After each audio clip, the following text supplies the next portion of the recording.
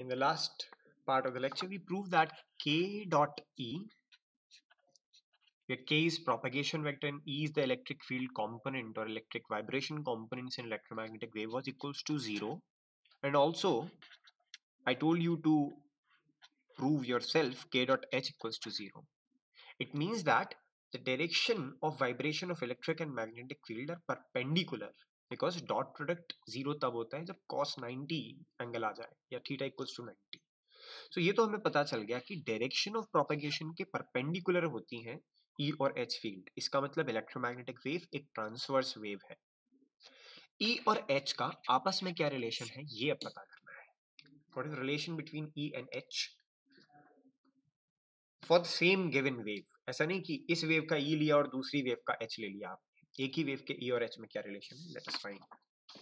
उसके लिए first I would like to say that हम लोग केवल प्लेन वेव सॉल्यूशंस पे ही काम कर रहे हैं. We are only working on plane wave solutions, only and only plane wave solutions. Okay, so plane wave solutions means I have E which is given by E naught exponential I K dot R minus omega t. इस form का है. ठीक है. Now if I say that you take similarly H जो होगा वो भी इसी फॉर्म का होगा. H naught, this is H naught, anyways I messed it up, don't worry. H naught E I K dot R minus omega t. Fine. Also we see that Dale operator for these type of waves, this operator for these type of waves, इन्हें हम special तरीके की wave बोलते हैं जिसका नाम है plane.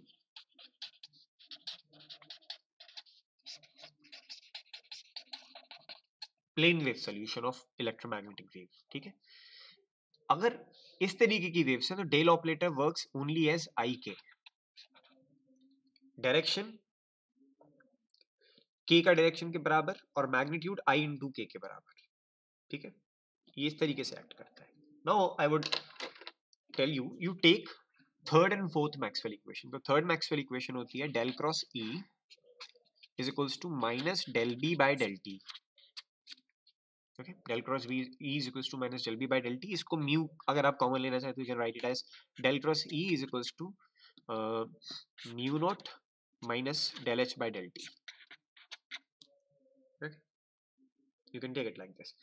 So here इस del को I can replace by ik because E assumes plane wave solution. तो E is a plane wave solution, so I can just write ik cross E, where I is iota, under root of 1 वाला, minus 1 वाला iota. It's not I cap या direction वाला. Is equals to, अब ये del h by del t क्या होगा जरा देखें. तो when you would see, मैं यहाँ एक रफ वर्क कर रहा हूँ, you would also do this rough work. इस इक्वेशन को टाइम के रिस्पेक्ट में डेरिवेटिव लीजिए इसका.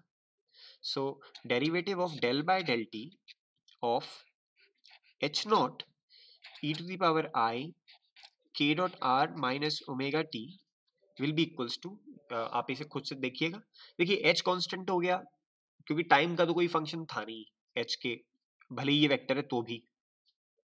तो we have time only here, तो माइनस ऑफ आई ओमेगा बाहर आ जाएगा.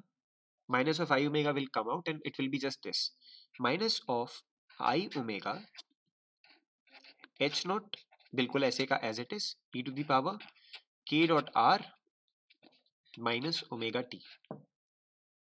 That's it. और ये अपने आप में पूरा का पूरा एच वापस मिल गया. तो टाइम डेरिवेटिव लेने का मतलब क्या हुआ कि मैंने उसे माइनस ऑफ आई ओमेगा से मल्टीप्लाई कर दिया.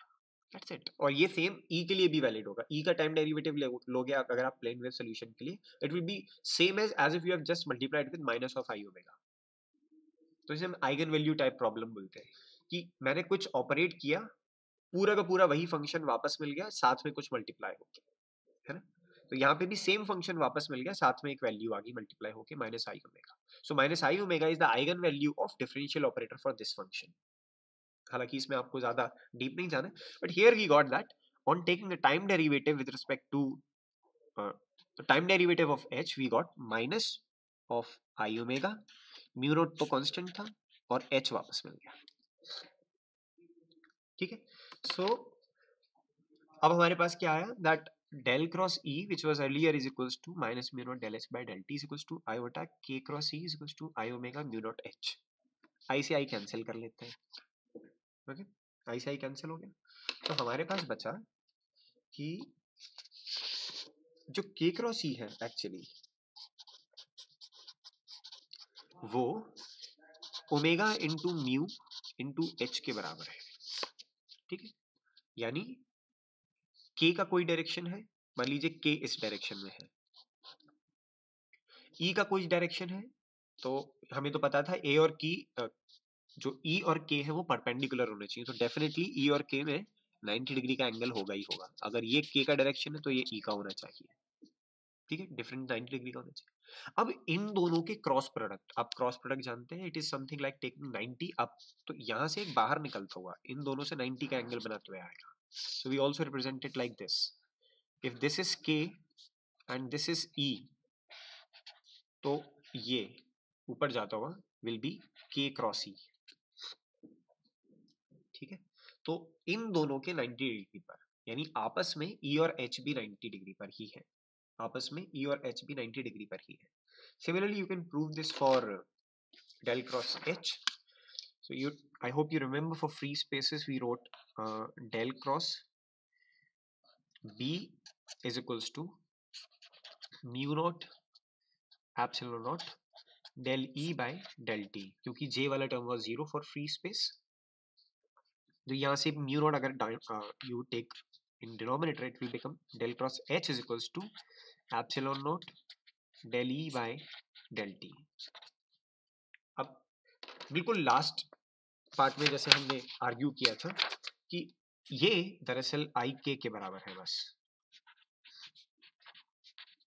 और डेरिवेटिव टाइम के साथ लेना मतलब केवल आई ओमेगा का मल्टीप्लाई करना. तो यहां से भी यही प्रूव हो गया क्या, कि k cross h will give you omega epsilon e. ये दो चीजें प्रूव हो गई. यानी अगर मान लीजिए this is your direction of propagation, this is your direction of propagation, तो मैं बोल रहा हूं कि ये इसके अलोंग आई हैव के cap, then along this direction I will have electric field, इस डायरेक्शन में.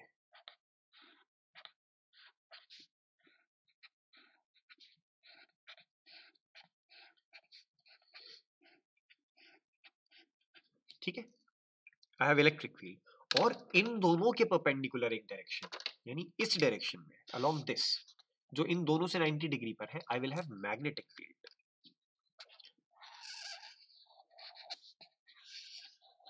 ठीक है, जिसके वाइब्रेशन ऑफ वाइब्रेशंस इस प्लेन में होंगे इस तरीके से. तो एक तल में लाई कर रही है vibration of magnetic field, vibration of electric field, इसीलिए इसे प्लेन वेव सॉल्यूशन बोलते हैं. ठीक है, सो अगर this is the direction of propagation and this is the direction of electric field, तो ये डायरेक्शन हुआ अपने आप की मैग्नेटिक फील्ड का. अगर ये x था ये y था, तो ये भी z हो जाएगा अपने आप की. तो ये म्यूचुअली परपेंडिकुलर भी है. ठीक है, अब इस इक्वेशन से देखिए हमने क्या देखा, वी गॉट, अगर we take the equation we derived, you can take this equation or the other. देखिए we got that k cross e was equals to minus, it should be a negative sign as well, minus omega, and there was a mu not h. ठीक है, where e and h are vectors. Also we got to know that k cross h is equals to minus omega epsilon e. Fine. अब आप जानते हैं कि k को हम कैसे लिख सकते हैं. तो अगर मान लीजिए I want to first take this equation out. So using this equation which is minus omega mu naught h vector is equals to k cross E. Fine. If I want to take it in this form, k cross E minus h mu omega. Let me just check whether we have got proper signs or not. Yeah, we have got proper signs as well. This will give you that h can be written as if we are only taking the magnitude out, h can be written as k cross E divided by omega into mu naught. k cross e divided by omega into mu naught. अब देखिए थोड़ी देर पहले इसी part में मैंने आपको बताया था कि k is actually 2 pi by lambda into n cap. अब इस n 2 पाई बाय लैम्डा को मैं कांस्टेंट k से डिनोट कर रहा हूँ. This is not a vector, this is just a constant value k. So I can write that k n cap is equals to k vector. तो यहाँ मैं लिख रहा हूँ actually this is equals to k n cap into e vector, k n cap into E vector. और divide में ये सब चल ही रहा है ओमेगा बाई म्यू. यहाँ अभी माइनस साइन नहीं हटा रहे हैं. ठीक है, we have got it in this form.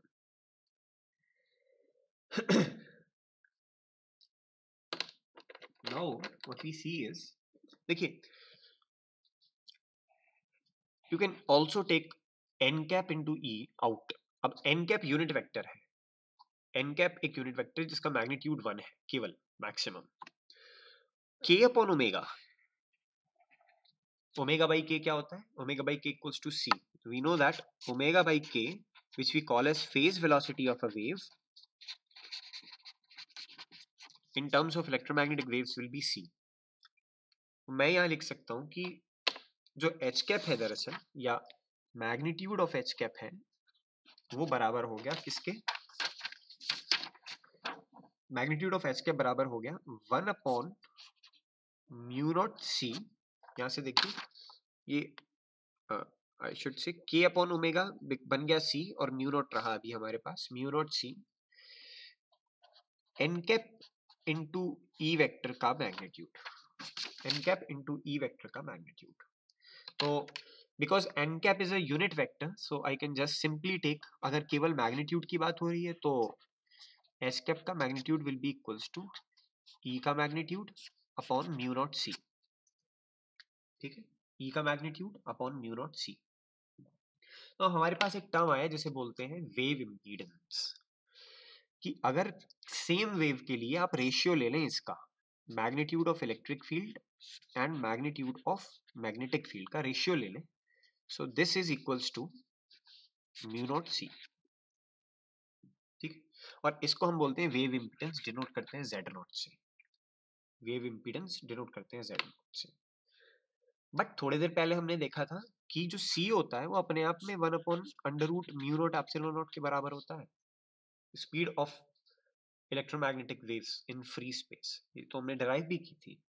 तो you can just replace c with this number और आपको मिलेगा कि magnitude of e upon magnitude of h which is called as a wave impedance z naught is equals to mu naught upon under root mu naught epsilon naught.